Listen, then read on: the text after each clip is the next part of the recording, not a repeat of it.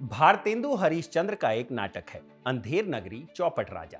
कहानी में स्वर्ग पाने के लिए गुरु और शिष्य आपस में लड़ जाते हैं कि फांसी पर वो खुद चढ़ेंगे। यही हालत महागठबंधन की एक सीट पर हो गई है। भारतेंदु के नाटक में गुरु ने यह योजना बनाई जिसका उन्हें फायदा हुआ। फांसी की सजा सुनाने वाले मूर्ख राजा ने गुरु और शिष्य को लड़ता देख स्वर्ग के लालच में खुद को फांसी पर चढ़ाने का आदेश सुना दिया और फांसी पर लटक भी गया। मगर महागठबंधन के लिए यह नुकसान कर रहा है। कल चुनाव है और समर्थक अब तक कंफ्यूज हैं कि वोट किधर गिराना है। एक ऐसी सीट है जहां राजद और वीआईपी दोनों अपनी बलि देना चाहते हैं। सीट का नाम है गौड़ा बौराम। गौड़ा बौराम सीट का जिक्र हम इलेक्शन वॉच के कई एपिसोड्स में कर चुके हैं।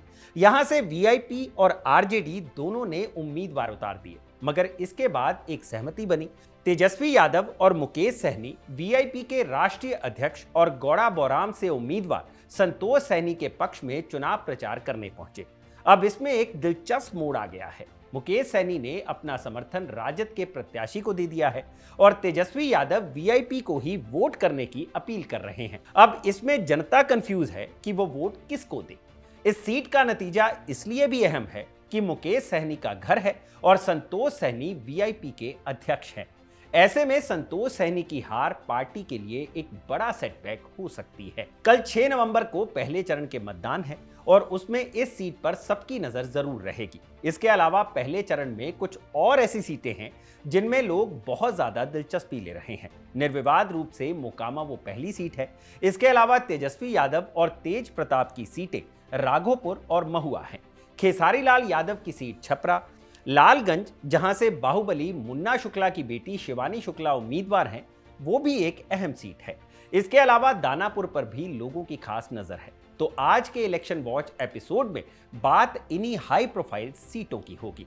नमस्कार, मैं हूं भूपेंद्र सोनी और आप देख रहे हैं इलेक्शन वॉच। तो शुरुआत करते हैं गौड़ा बौराम से। जब मुकेश सहनी और महागठबंधन में सुलह की बात सामने आई थी तो एक खबर यह भी आई कि मुकेश सहनी खुद इस सीट से चुनाव लड़ेंगे, लेकिन अगले ही दिन मुकेश सहनी ने चुनाव लड़ने से इनकार किया और कहा कि उनके भाई संतोष सहनी यहां से उम्मीदवार होंगे। मगर राजद ने तब तक सिटिंग विधायक अफजल अली को सिंबल दे दिया था और उन्होंने अपना नामांकन भी करा लिया। इस तरह से महागठबंधन के दो दलों ने उस सीट पर नामांकन कर लिया। मुकेश सहनी को उम्मीद रही होगी कि नॉमिनेशन वापस लेने की तारीख तक अफजल अली अपना नाम विथड्रॉ कर लेंगे, लेकिन ऐसा नहीं हुआ। इसके बाद राजद ने अपना समर्थन वीआईपी को दे दिया। तेजस्वी यादव और मुकेश सहनी ने साथ रैली करते हुए अफजल अली से रिक्वेस्ट की कि वो संतोष सहनी को जिताने में मदद करें, तो उन्हें चुनाव के बाद एमएलसी बनाया जाएगा। लेकिन मुसलमानों की एकजुटता देख उन्होंने अपने चुनाव पर पूरा फोकस रखा। मुकेश सहनी ने आखिरकार कल थक हार कर राजद के उम्मीदवार को अपना समर्थन दे दिया। मुकेश सहनी ने कहा कि उन्होंने अफजल अली को समझाने की बहुत कोशिश की, लेकिन वो नहीं माने। अगर हम आपस में बटेंगे तो निश्चित तौर पे हमारा गठबंधन का हार होगा। हम खास करके अफजल अली खान जी को छोटे भाई समझ के काफी समझाने का प्रयास किया, लेकिन उन्होंने नहीं माना। और मैं इतना मानता हूं कि क्षेत्र के बारे में कि अगर हम लोग आपस में लड़ेंगे तो एनडीए का फायदा होना तय है। तो इसलिए हमें बिहार में एनडीए की सरकार को रोकना है, महागठबंधन की सरकार बनाना है, तेजस्वी प्रसाद यादव जी को मुख्यमंत्री बनाना है। एक अति पिछड़ा मुल्ला का बेटा पहली बार आजाद भारत में पहली बार डिप्टी सीएम का कैंडिडेट बना है, तो हमें सरकार बनाकर आगे चलना है। तो खैर अफजल अली खान जी बात नहीं माने, तो इसके बदले में हमारे छोटे भाई संतोष सहनी जी से हमने बात किया और इन्होंने बड़ा दिल दिखाया है और इन्होंने माना है कि हम जो निर्णय लेंगे उस निर्णय के साथ होंगे।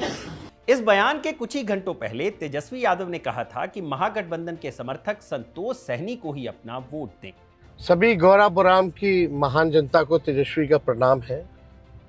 आप सब लोगों से हम अपील करना चाहते हैं कि एक एक वोट जो है नाव पर बटन दबा करके हमारे भाई संतोष सहनी जी को भारी बहुमत से आप लोग जिताने का काम करें। किसी के अफवाह में आने की जरूरत नहीं है। इस बार का चुनाव बिहार बनाने का चुनाव है, संविधान बचाने का चुनाव है, लोकतंत्र बचाने का चुनाव है और ये 20 साल पुरानी सरकार को उखाड़ फेंकने का चुनाव है। आप सब लोग एक एक वोट जो है नाव पर बटन दबा करके भाई संतोष सानित जी को जिताइए, महागठबंधन का सरकार बनाइए। आप सब लोगों को दिल से धन्यवाद। अब ऐसे में गौड़ा बौराम में बहुत भारी कंफ्यूजन की स्थिति बनी हुई है कि अगर कोई वोटर उम्मीदवार की बजाय महागठबंधन को वोट देना चाहता है तो वो किसको वोट दे। चूंकि पहले चरण की सीटों पर नो कैंपेनिंग डे है, तो इस सीट के लिए तेजस्वी यादव आज खुलकर वोट भी नहीं मांग सकते। तो पत्रकारों ने ही उनसे पूछ लिया, सुनिए उनका जवाब क्या था। बिहार की जनता सब जान रही है एनडीए क्या कर रही है। मुकेश सहनी जी ने अपने भाई को वापस कर लिया है, समझौता अच्छा दिख रहा है महागठबंधन के लिए। देखिए, जो वो तो उनका निर्णय है, हम लोग जो है, अब जो उनका निर्णय है तो इसमें हम लोग अलग थोड़ी है। गौड़ा बौराम को लेकर टिप्पणीकार ये भी मानते हैं कि इस सीट की वजह से अन्य सीटों पर भी राजद के मुस्लिम उम्मीदवारों को मल्लाहों के वोट ट्रांसफर में बहुत मुश्किल हो सकती है, यानी कि उन्हें मल्लाहों का वोट मिलना मुश्किल हो सकता है। दूसरी चर्चित सीट है मोकामा। अनंत सिंह के जेल जाने के बाद यहां ललन सिंह ने मोर्चा संभाल लिया है, मगर मोर्चा संभालते ही चुनाव आयोग ने उन पर 2 मुकदमे दर्ज किए। पहला कि उनके काफिले में 70 से भी ऊपर गाड़ियां थी।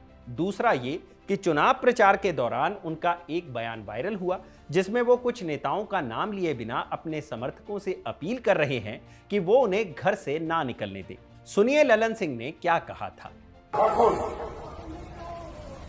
एकाध नेता है तो चुनाव के दिन उनका घर से निकले मत ही हो, उनका घरे में टाइट कर दीजिए। आप बहुत अगर हाथ जोड़ तो कहीं हो कि तू चला हमने के साथ अपन वोट गिरावा और आके घर में वीडियो, जिस वीडियो की बात हुई है, उस वीडियो को अगर कोई पूरा सुनेगा तो जो ट्वीट आरजेडी ने किया है वो भ्रामक है। जिस गांव की ये वीडियो है, उस गांव में आरजेडी के एक दबंग नेता रहते हैं। वो दबंग नेता लोगों को, गरीबों को डरा धमका के बूथ पर नहीं जाने देते।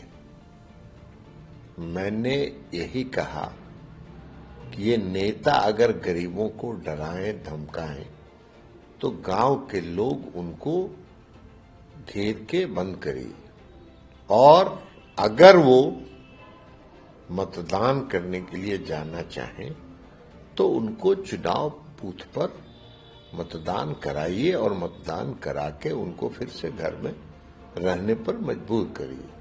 गरीबों को कोई डरा के वोट नहीं ले सकता है, धमका के वोट नहीं ले सकता है।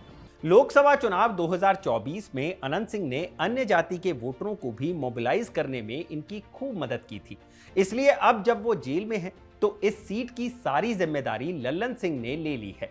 उन्होंने समर्थकों से अपील की कि एक एक व्यक्ति इस चुनाव को अनंत सिंह बनकर लड़े। मुंगेर बीते 2 लोकसभा चुनावों में सबसे इनफेमस सीट रहा है। वोटिंग के दिन प्रशासन पर यह आरोप लगे कि वो ललन सिंह को फेवर कर रहे हैं। ललन सिंह के खिलाफ वोट देने वाले लोगों को बूथ पर काफी ज्यादा परेशान किया जा रहा था। अब इस चीज की आशंका काफी हद तक मोकामा में भी है। दुलारचंद यादव की हत्या के बाद प्रशासन के लिए मोकामा रेड जोन के रूप में चिन्हित है, और जैसा कि ललन सिंह पर चुनाव प्रभावित करने के आरोप भी लगते रहे हैं, तो चुनाव आयोग अपनी भी छवि को लेकर सतर्क रहना चाहेगा। वीणा देवी और अनंत सिंह के अलावा यहां पर तीसरे अहम उम्मीदवार हैं जनसुराज के प्रियदर्शी पीयूष। उन्हें भी दुलारचंद यादव हत्याकांड में आरोपी बनाया गया है। तीसरी सीट है लालगंज। सजायाफ्ता बाहुबली नेता मुन्ना शुक्ला की बेटी शिवानी शुक्ला यहां से राजद की उम्मीदवार हैं। कांग्रेस ने यहां से आदित्य कुमार राजा को टिकट दिया था, लेकिन नॉमिनेशन विथड्रॉ करने की आखिरी तारीख को उन्होंने अपना नाम वापस ले लिया। शिवानी शुक्ला को टिकट दिए जाने पर एनडीए समर्थक राजद को निशाना बनाते रहते हैं, लेकिन शिवानी शुक्ला कहती रही कि उन्हें टिकट इसलिए नहीं मिला कि उनके पिताजी कोई बाहुबली हैं। पार्टी ने उन्हें टिकट इसलिए दिया क्योंकि उनके माता पिता को एक नहीं बल्कि 4 बार जनता ने चुना है। उनका मुकाबला है भाजपा के सिटिंग विधायक संजय कुमार सिंह से। 2020 में भाजपा ने पहली बार इस सीट पर जीत दर्ज की थी। जदयू के टिकट पर यहां से मुन्ना शुक्ला के परिवार ने कई बार चुनाव जीता था। मगर 2020 में टिकट ना मिलने पर उन्होंने निर्दलीय ही पर्चा भर दिया और तीसरे नंबर पर रहे। मगर राजद के सिंबल से उनकी बेटी ने मुकाबले को रोमांचक बना दिया है। भूमिहारों का वोट इस सीट पर बड़ा निर्णायक होता है और वो एक मुश्त सिंपैथी के रूप में शिवानी को जा सकता है। इसके अलावा यादव और मुसलमानों का गठजोड़ उनकी सीट को और आसान करेगा। वहीं संजय सिंह जाति से राजपूत हैं, उनकी उम्मीदें एनडीए के पारंपरिक वोट कोयरी, कुर्मी और पासवान से होगी। दोनों उम्मीदवारों की छवि भी एक बड़ा रोल प्ले कर सकती है। संजय सिंह स्वभाव से बड़े आक्रामक है और उनका एक वीडियो भी वायरल हुआ था जिसमें वो काम की शिकायत करने वाले एक व्यक्ति को गाली देते हुए धमकाते नजर आए थे। वहीं शिवानी शुक्ला पेशे से वकील हैं और यूनिवर्सिटी ऑफ लीड्स से कानून की पढ़ाई करके आई हैं। वो हर सवाल के जवाब में अपनी उम्मीदवारी को लालगंज की जनता की लड़ाई बताती हैं। चौथी सीट है राघोपुर, तेजस्वी यादव की सीट है। क्या तेजस्वी की सीट इस बार फंसी हुई नजर आ रही है? समीकरणों को अगर देखें तो ये जरूर कह सकते हैं कि मुकाबला पिछली बार से मुश्किल हो सकता है। 2020 के चुनाव में राघोपुर ऐसी सीट थी जहां भाजपा के खिलाफ भी लोजपा ने उम्मीदवार उतारा था, जिसकी वजह से एनडीए का कैडर वोट बुरी तरह से बिखरा और तेजस्वी यादव 38,000 वोटों से जीतने में सफल रहे। भाजपा से यहां उम्मीदवार थे सतीश कुमार यादव। भले ही पारंपरिक रूप से ये सीट लालू परिवार की रही हो, लेकिन सतीश यादव वो उम्मीदवार हैं जिन्होंने 2010 के विधानसभा चुनाव में इस सीट पर राबड़ी देवी को चुनाव हराया था। तेजस्वी यादव एक तरफ जहां पूरे स्टेट की पॉलिटिक्स में इन्वॉल्व हैं, वहीं सतीश यादव ने सिर्फ राघोपुर पर अपना फोकस रखा है। इसकी वजह से अगर विधायक के खिलाफ एंटी इनकम्बेंसी दिखी तो यादव वोटर सतीश यादव की तरफ आकर्षित हो सकते हैं, जैसा कि पहले भी हो चुका है। जनसुराज के उम्मीदवार हैं चंचल सिंह, जाति से राजपूत और पेशे से बड़े कारोबारी। प्रशांत किशोर को लेकर अक्सर ये चर्चा रहती थी कि वो राघोपुर से चुनाव लड़ सकते हैं। ऐसे में उन्होंने अगर चंचल सिंह को उम्मीदवार चुना है तो देखना अहम रहेगा कि वो किसको ज्यादा डैमेज करते हैं, क्योंकि प्रशांत किशोर राघोपुर को अपनी कर्म भूमि बताते हैं और 2015 में जब वो यहाँ काम कर रहे थे तो उन्हें स्पेशली तेजस्वी यादव को जिताने के लिए लगाया गया था। मगर तेजस्वी यादव के लिए सबसे बड़ी चुनौती होंगे प्रेम कुमार।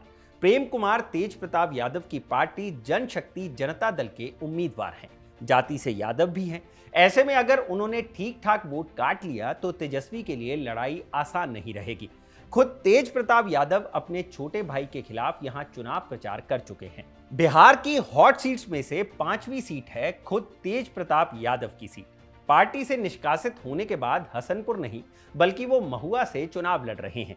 महुआ के लोगों में तेज प्रताप यादव को लेकर एक सेंटीमेंट रहता है कि 2015 में वहां से विधायक बनने के बाद उन्होंने बढ़िया काम किया था। मेडिकल कॉलेज की सबसे ज्यादा चर्चा हुई थी, मगर पार्टी के निर्णय के बाद उन्हें 2020 में महुआ से हसनपुर भेज दिया गया। मगर जब बात हुई अकेले लड़ने की तो तेज प्रताप ने महुआ को चुना। उन्होंने वादा किया है कि वो इंटरनेशनल क्रिकेट स्टेडियम बनवाकर यहां इंडिया और पाकिस्तान का मैच कराएंगे। तेज प्रताप यादव को वोट करना या ना करना राष्ट्रीय जनता दल के कोर वोटरों के लिए एक इमोशनल फैसला हो सकता है। वो उन्हें किसी जनशक्ति जनता दल के उम्मीदवार की बजाय लालू जी के बड़का लड़का के तौर पर देख रहे हैं। तेजस्वी यादव ने भले ही महुआ में राजद के सीटिंग विधायक मुकेश रोशन के लिए चुनाव प्रचार किया हो, लेकिन लालू परिवार के बाकी सदस्यों ने इस सीट से दूरी बनाई है। यहां तक कि चुनाव से पहले राबड़ी देवी, मीसा भारती और रोहिणी आचार्य का बयान भी आया है। राबड़ी देवी ने एबीपी न्यूज को दिए एक इंटरव्यू में कहा था कि पार्टी और घर से कोई निकाल सकता है, लेकिन बेटा है तो कोई दिल से थोड़े निकाल देगा। वो अपने पैर पर खड़ा हो रहा है और मेरा आशीर्वाद रहेगा कि वो जीते भी। मीसा भारती ने भी कहा कि वो राष्ट्रीय जनता दल की सांसद हैं, इसलिए तेज प्रताप यादव के लिए प्रचार तो नहीं कर सकती, लेकिन एक बड़ी बहन होने के नाते आशीर्वाद हमेशा उनके साथ रहेगा। चुनाव से पहले कहीं ना कहीं ये बयान इस ओर इंगित करता है कि लालू परिवार कहीं ना कहीं ये चाहता है कि तेज प्रताप यादव अपनी सीट जीतने में कामयाब रहें। अब इस सीट के समीकरण की बात कर लेते हैं। ये वही सीट है जहां से उपेंद्र कुशवाहा अपने बेटे के लिए टिकट चाहते थे, लेकिन सहमति नहीं बन पाई। यहां से लोजपा के उम्मीदवार हैं संजय कुमार सिंह।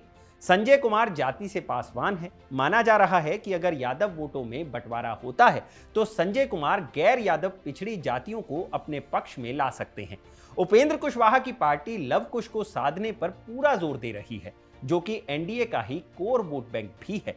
अगड़ी जातियों के वोट से एनडीए प्रत्याशी को एज मिल सकता है, मगर सवाल यह है कि क्या तेज प्रताप यादव के पीछे उनकी लोकप्रियता और यादव वोट बैंक लामबंद हो सकता है।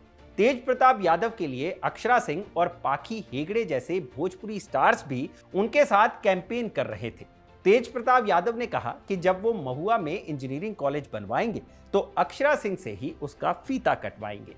इसके अलावा खेसारी लाल यादव की सीट छपरा और रीतलाल यादव की सीट दानापुर में भी लोगों को काफी दिलचस्पी है। कल देखते हैं कि पोलिंग के दिन पहले फेज के विधानसभा क्षेत्रों से क्या अपडेट्स आते हैं। खबरगांव आपसे अपील करता है कि इस लोकतांत्रिक पर्व का हिस्सा जरूर बने और अपने मताधिकार का इस्तेमाल जरूर करें। कल के अपडेट्स के साथ फिर लौटेंगे। देखते रहिए खबरगांव।